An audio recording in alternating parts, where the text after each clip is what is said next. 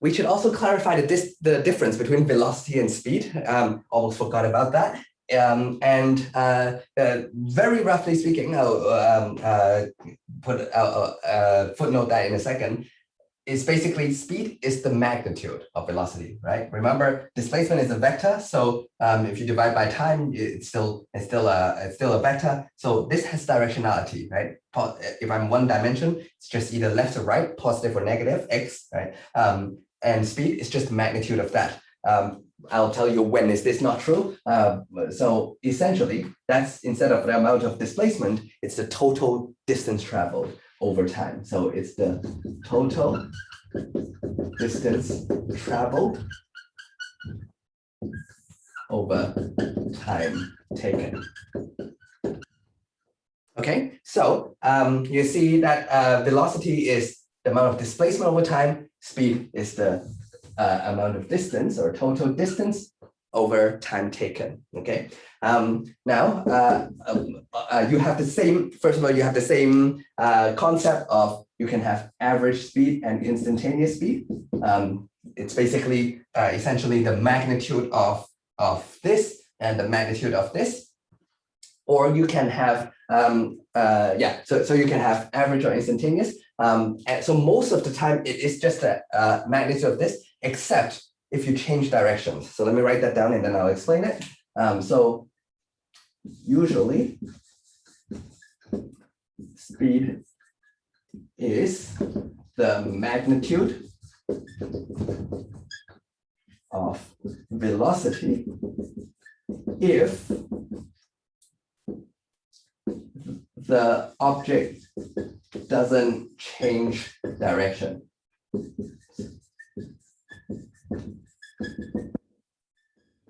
Okay, so let's think about what that means. If I have object go like this, well, if the motion is, it goes from x1 to x2, and then it goes back to x1, let's say it goes all the way back.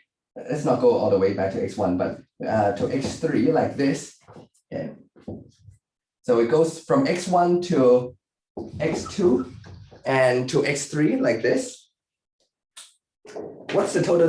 What's the displacement? It's just this part is the displacement, but the distance is longer, right? So clearly it's not true that the speed is the